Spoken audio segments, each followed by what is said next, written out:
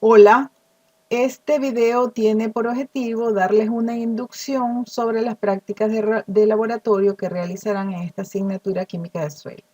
Les vamos a colaborar mi persona, la profesora Zenaida Lozano, la profesora Magali Ruiz y la auxiliar docente del laboratorio Glendy Marturet. La primera práctica se refiere a la caracterización de la acidez del suelo. Una de las primeras determinaciones que se realizan cuando se envía una muestra a un laboratorio de suelo es la medición del pH, debido a que esta propiedad influye sobre una gran cantidad de factores relacionados con el rendimiento de los cultivos de importancia agrícola. El pH se refiere a la actividad de los iones hidrógeno en la solución del suelo y afecta la disponibilidad de los nutrimentos que requiere la planta, como los que vemos reflejados en esta gráfica. Tenemos macroelementos como fósforo, azufre, nitrógeno, potasio, y también tenemos los microelementos como hierro, manganeso y molibdeno.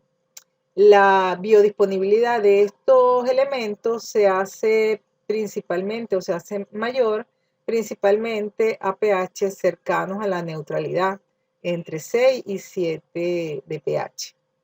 Cuando las condiciones de pH no son adecuadas, por ejemplo, en el suelo hay unas condiciones de acidez, se restringe no solamente la disponibilidad de nutrientes, sino que muchas veces se restringe también el desarrollo de las raíces de la planta por presentarse algunos elementos en concentraciones tóxicas.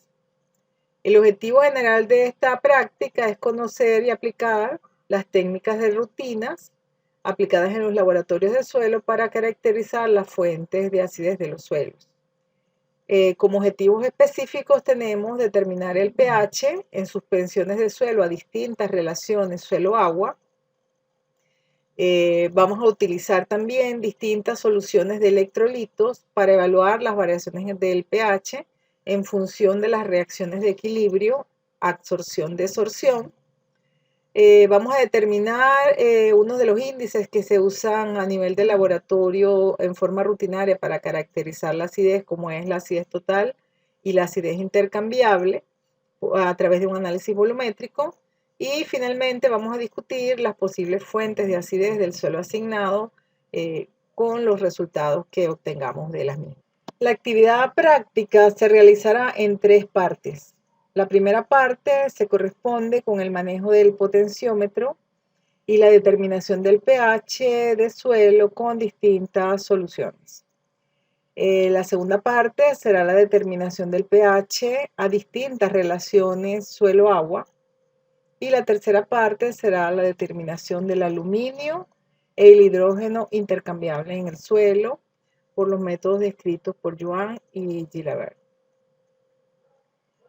La otra práctica que vamos a ver se refiere a las relaciones en la interfase coloide-solución. Una de las características más importantes de la fase sólida de los suelos es la presencia de partículas de tamaño coloidal, esto es por debajo de 2 micrómetros. Estas partículas tienen actividad superficial o actividad de superficie que constituye la base de los procesos de absorción y desorción de iones en el suelo. Desde el punto de vista agrícola, estos procesos son fundamentales en la nutrición de los cultivos, ya que los nutrientes provenientes de los procesos de alteración de los minerales o de la descomposición de la materia orgánica, o también aquellos que aplican a través de los fertilizantes, pueden ser retenidos en estas superficies activas en una forma relativamente inmóvil, con una energía tal que limite la lixiviación de esos elementos hacia los horizontes subsuperficiales, pero que al mismo tiempo permita el intercambio de esos iones con los de la solución del suelo y a su vez la absorción por parte de las raíces de las plantas. Ese proceso de absorción iónica es dependiente de la cantidad y del signo de las cargas superficiales de las partículas coloidales. Esta carga, como sabemos, tiene su origen en dos procesos. Uno es los cambios estructurales en los filosilicatos laminares llamados sustituciones isomórficas que producen cargas de tipo permanente, y el otro es la disociación o protonación en los bordes de algunas arcillas o en los óxidos metálicos o en los grupos hidroxilos o carboxilos de la materia orgánica, lo que produce cargas de tipo variable o lo que es lo mismo, cargas dependientes del pH. La cuantificación de la carga superficial y de los efectos producidos por el ambiente químico, por ejemplo, el pH o la fuerza iónica, tienen implicaciones importantes en las actividades agrícolas, tales como la fertilización, el encalado, en general el manejo del suelo y también con fines de clasificación. Los coloides que presentan carga eléctrica, ya sea positiva o negativa, cuya magnitud pueda depender del pH de la solución del suelo, reciben una contribución de varios componentes individuales. La determinación de esta carga variable es importante determinarla y también es importante determinar el punto de electroneutralidad, también llamado punto de carga neta cero, lo cual se refiere al pH en el cual se igualan las cargas tanto positivas como negativas de los coloides. Como objetivos generales de esta práctica tenemos estudiar las cargas superficiales de un suelo aplicando los teoremas de punto de carga cero propuestos por Expósito. Y segundo, determinar la capacidad de intercambio catiónico de un suelo a través de una metodología de rutina. Como objetivos específicos tenemos estimar el punto de carga cero del suelo, determinar la capacidad de intercambio catiónico de un suelo por el método de acetato de amonio a pH 7, inferir sobre las implicaciones de la presencia de cargas eléctricas sobre la disponibilidad de nutrientes en ese suelo, determinar la capacidad de intercambio catiónico también por la suma de iones intercambiables. En este caso serían las bases, además el hidrógeno y el aluminio si están presentes, si es un suelo ácido. Inferir el efecto del pH sobre la capacidad de intercambio catiónico y calcular el valor del porcentaje de saturación con bases y relacionarlo con las fuentes de acidez determinadas en la práctica anterior. Las actividades prácticas se van a separar en dos partes. La primera parte va a ser la estimación del punto de carga cero a través del pH sub cero. Y la segunda sería la determinación de la capacidad de intercambio catiónico por el método del acetato de amonio a pH 7 con la metodología descrita por Chapman en 1965. La siguiente práctica es sobre la determinación de algunas fracciones de la materia orgánica y el nitrógeno disponible. La materia orgánica del suelo es una mezcla heterogénea de diferentes fases de transformación de los materiales orgánicos que han sido incorporados al suelo. Esta mezcla varía con el tipo de suelo y con la profundidad. Generalmente conseguimos los mayores contenidos de materia orgánica en superficie y va disminuyendo progresivamente con la profundidad. La materia orgánica constituye un todo, pero es heterogéneo, donde la producción de las formas más estables es el resultado de un conjunto de reacciones tanto físicas como químicas y biológicas. A estas formas químicamente muy estables es lo que generalmente se conoce con el nombre de humus, aunque muchas veces el término de humus se utiliza en forma genérica para referirse a la materia orgánica. Aunque la materia orgánica es solo un pequeño porcentaje del volumen total de la mayoría de los suelos, generalmente está entre 1 y 6%, la cantidad y el tipo de materia orgánica influye en casi todas las propiedades que contribuyen a la calidad del suelo. Los diversos efectos de la materia orgánica pueden agruparse bajo las influencias ejercidas en las propiedades físicas, químicas o biológicas del suelo. Entre los principales efectos de la materia orgánica se puede mencionar que favorece la macro y la microagregación y por tanto afecta las relaciones agua-aire del suelo, muy importante a nivel de las propiedades físicas. Actúa como fuente y sumidero de nutrientes y disminuye la disponibilidad de algunos elementos tóxicos por su efecto quelatante. Además, modifica la eficacia y el destino de algunos pesticidas aplicados al suelo, entre otros. La materia orgánica tiene diferentes fracciones y en esta práctica vamos a determinar algunas componentes como el nitrógeno y el carbono orgánico total, pero también vamos a hacer la separación vía fraccionamiento de la materia orgánica que es estable, que es también denominada las sustancias húmicas del suelo. El objetivo general de la práctica es aplicar las técnicas de laboratorio utilizadas para caracterizar las diferentes fracciones de la materia orgánica.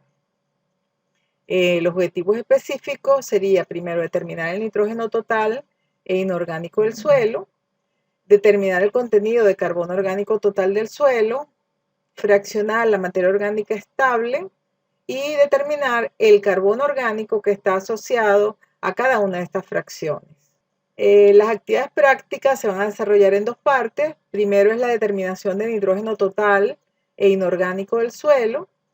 Y segundo, vamos a hacer la determinación del carbono orgánico total y la determinación de las sustancias húmicas.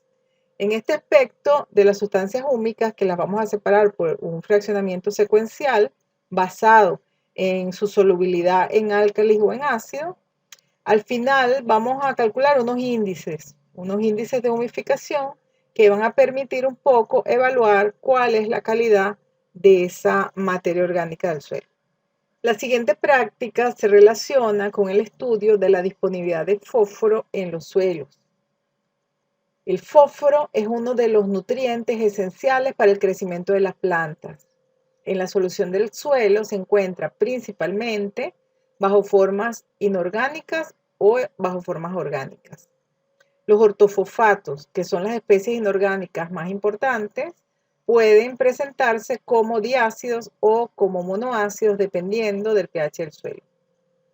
Dado que gran parte del fósforo total del suelo no está disponible para el consumo inmediato por parte de las plantas, se han realizado muchísimas investigaciones para cuantificar la relación que existe entre el fósforo disponible y el fósforo no disponible.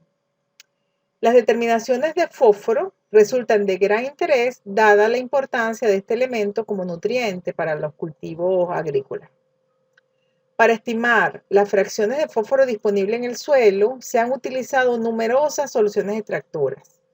Las soluciones extractoras lo que tratan un poco es de simular la extracción que haría la planta en un ciclo de cultivo. Entre las soluciones extractoras más utilizadas se puede mencionar la solución de Olsen, de Bray, de Melis 1 o de Melis 3, entre otras.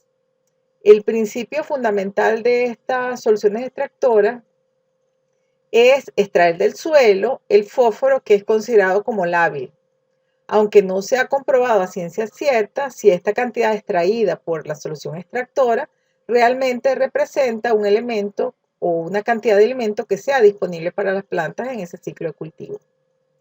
Otra opción para la determinación de la disponibilidad de fósforo es el uso del fraccionamiento secuencial. De los métodos de extracción secuencial o fraccionamiento secuencial que han sido desarrollados a lo largo de la historia, el que ha sido más ampliamente utilizado fue el desarrollado por Chang y Jackson en 1957, el cual desde esa época ha sufrido muchísimas modificaciones debido a algunas de las limitaciones que presentaba. En las prácticas de esta asignatura vamos a usar el fraccionamiento desarrollado por Headley y colaboradores en 1982, que consiste en la obtención de diferentes fracciones de fósforo presentes en el suelo por medio del uso de diferentes extractantes, desde resinas de intercambio aniónico, soluciones alcalinas o soluciones ácidas. Estas diferentes soluciones presentan cierta afinidad o una alta eficiencia en la remoción de ciertas formas de fósforo en el suelo.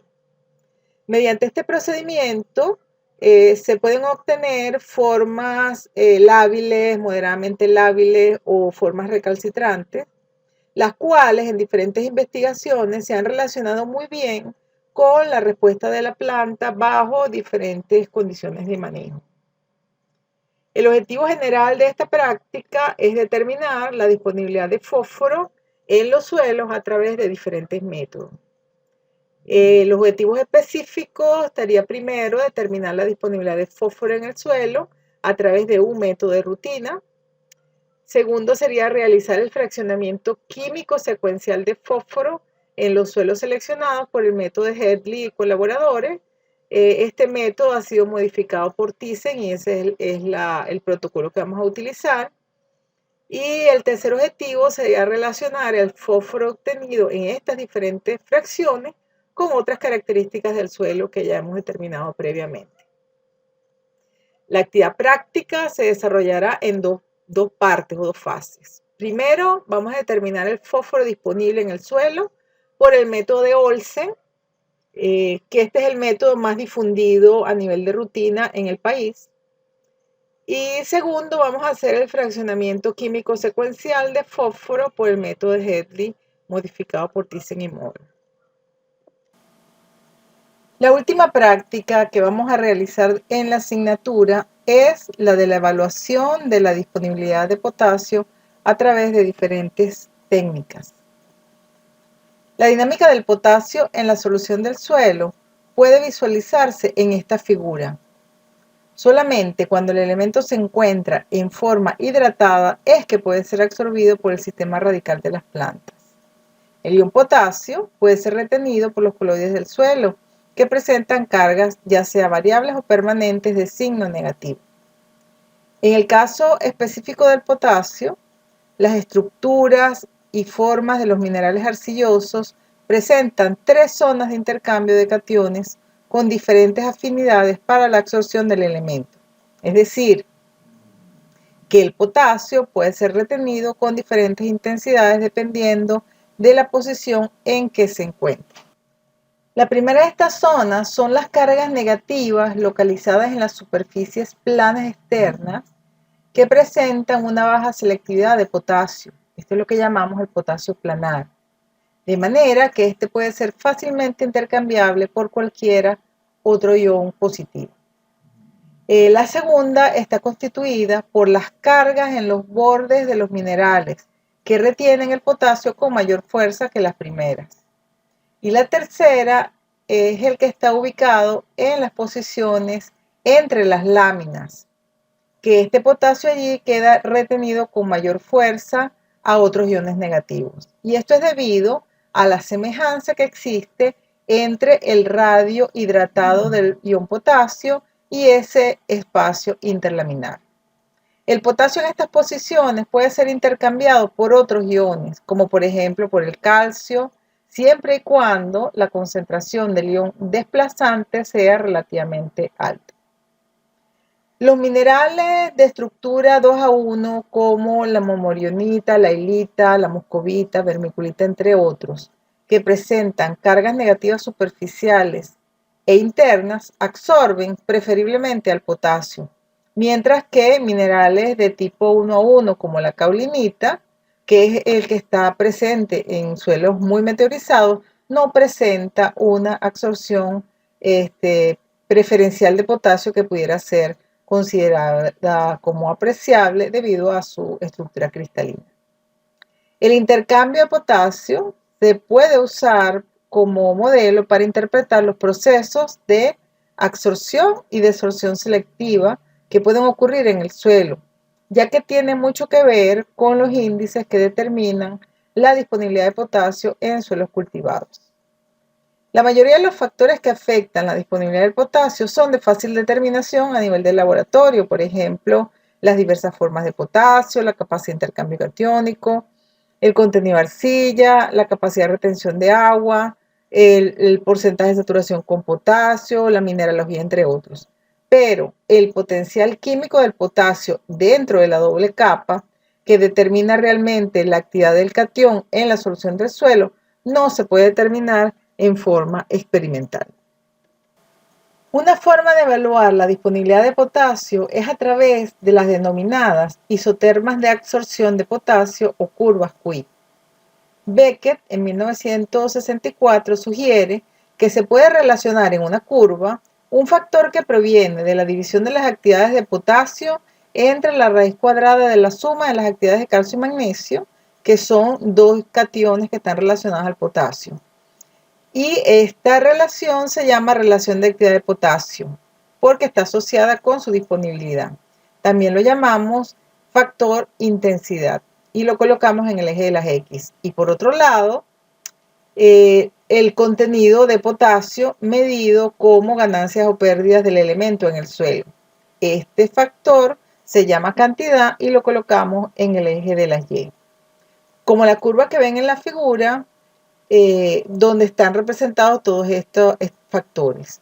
Con esta curva es posible caracterizar, entre otras cosas, el estatus de potasio en el suelo, el número de sitios específicos para potasio y también la reacción del suelo ante las pérdidas del elemento por lavado o por extracción por parte del sistema radical de las plantas.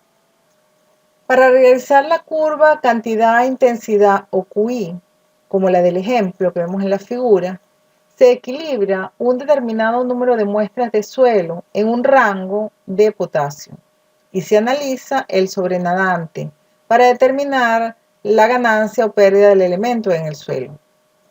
Este valor, que sería el delta K o factor cantidad, es graficado contra la relación de absorción de potasio o factor intensidad. La curva debe mostrar, como vemos en la figura, dos regiones. Una región lineal que tiene altos valores de relación de absorción de potasio y otra asintótica a bajos valores de esta relación de actividad. El intersecto de la curva con el eje X o KE representa la concentración de potasio en el equilibrio en la solución del suelo, por lo que es lo mismo la concentración de potasio que el suelo mantiene en función de la cantidad de potasio intercambiable presente en el complejo de intercambio. El intersecto de la extrapolación de la parte recta con el eje Y o delta K sub 0 representa el potasio fácilmente intercambiable. La porción curva de la gráfica indica el número de sitios específicos para potasio, también denominado Kx, que puede calcularse también por la diferencia entre el delta K sub 0 y el intersecto de la extrapolación de la porción recta. Otro factor importante que puede obtenerse es la pendiente de la porción recta de la curva, que es denominada capacidad buffer de potasio, que se asocia a la capacidad de intercambio catiónico del suelo y también representa una medida de la habilidad que tiene el suelo para mantener un nivel de potasio en la solución. El objetivo general de esta práctica va a ser entonces determinar la disponibilidad de potasio en los suelos a través de diferentes métodos.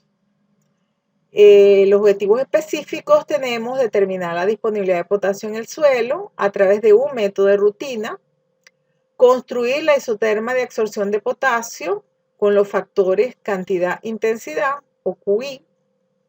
A partir de esa curva QI, determinar la capacidad tampón, el potasio en equilibrio en la solución, el potasio intercambiable y el potasio absorbido o fijado.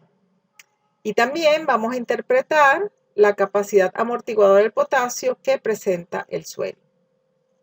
Entre las actividades tenemos que vamos a determinar el potasio disponible e intercambiable del suelo por los métodos de Olsen y por el método de acetato de amonio. Y la segunda parte es la construcción de la curva o isoterma de absorción de potasio QI. Bueno, esas son todas las prácticas. Suerte y nos vemos más adelante.